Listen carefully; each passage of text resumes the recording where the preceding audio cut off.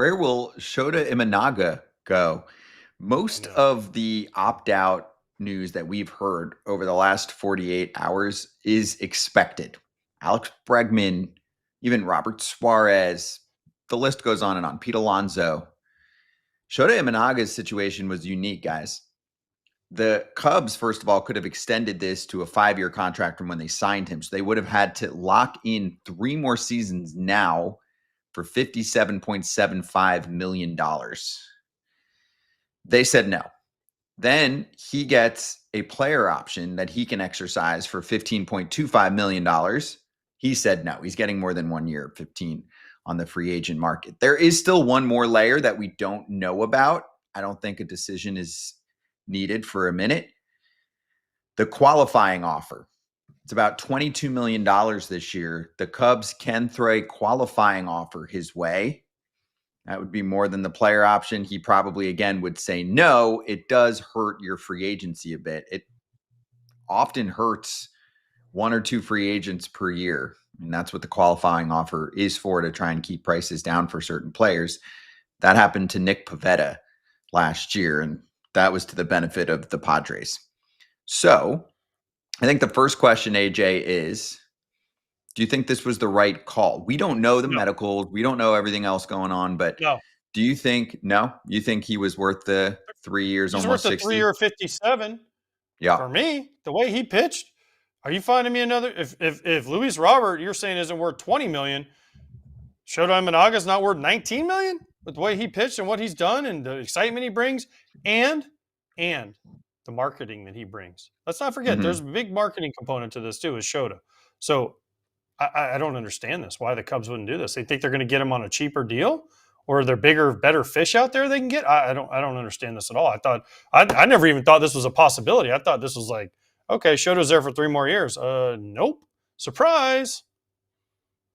The whole qualifying offer throws a wrench in it for me. I think they want him back.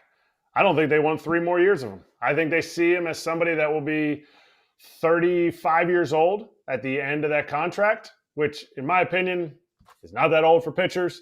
And we can name the pretty terrible list of pitchers that got paid $18 million for 2 years this past offseason, and you could have him for $19 million for 3 years a year. I feel like the qualifying offer sets the Cubs up to be like, look, we did all that we could, and it's really going to screw Shota because he's probably not going to get larger than the 3-year deal.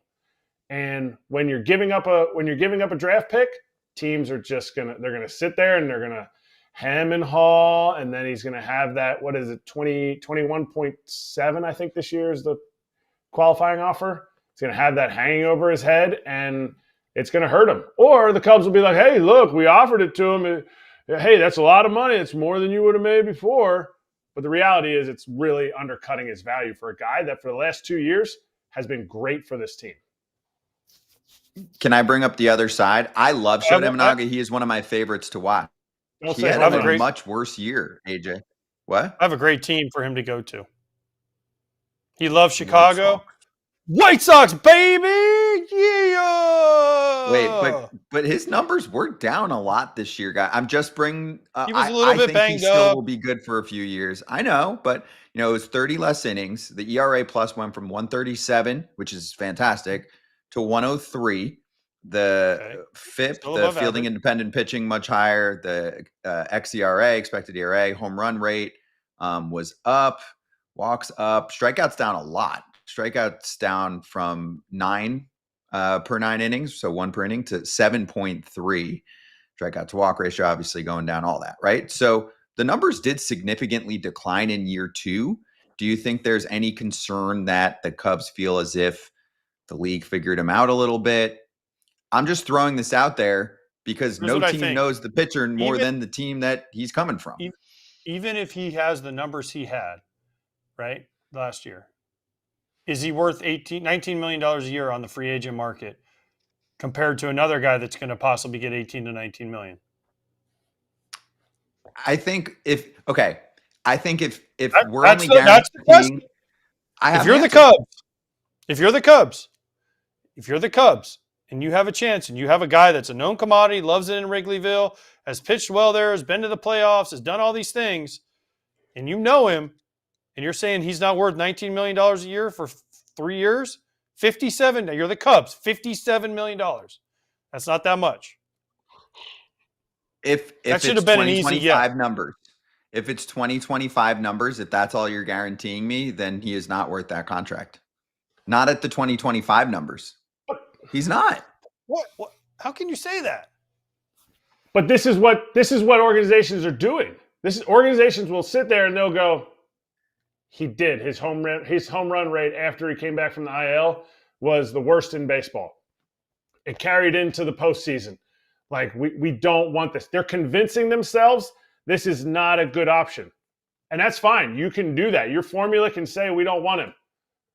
Who are the Cubs going to get for the same price?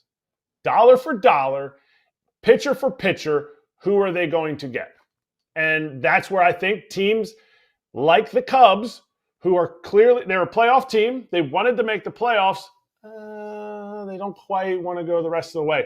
They trade some of their guys to be able to get Kyle Tucker. And then at the end of the season, he kind of petered out. So we're not going to go get him. We had Cody Bellinger. He had a great year for us, and then he had a down year. We're fine trading him. Instead of saying, like the team that we just talked to Max Muncy about, we're pushing all in. We got everything we need. We have the core that we need. We have great pieces in Cade Horton.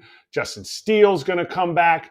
We're going to add another starting pitcher. We're going to keep Shota, and we're going to add a mega piece to our lineup because we are a rich franchise that takes all the fans away from the White Sox, and we have this entire city of Chicago. You guys are acting as if there's nobody else on the free agent market. There is. Who are they going right? to get, though? Okay. I'm just presenting the other side, because if you do truly believe that he's 2025 version, that's the decision. Who's the free agent? Ranger Suárez. Michael You think he's King, going to make less than Dylan 19 million or more than 19 million? Framber. It's not about that. Now, Yes, it is about that. If we go, it's all about that, If we Scott. go through, All right, we got a break. It's not. It's all about that. If they go through the offseason and they don't pick up somebody to replace him in the rotation, I think you can make a case. But if they say, hey, we're going to save that 19 and we're going to do 30 a year on King or Cease or Framber or Ranger Suárez, guys like that, then I think you can make a case that Cubs fans will be okay. Just throwing that out there. That's all. It's a good debate. We can continue this. Maybe we should bring on someone that watched, all of his starts and can give us the perspective on the Cubs side and say, hey, here's why the Cubs really didn't like him for 3 years. I know that everyone's really angry right now. That's good.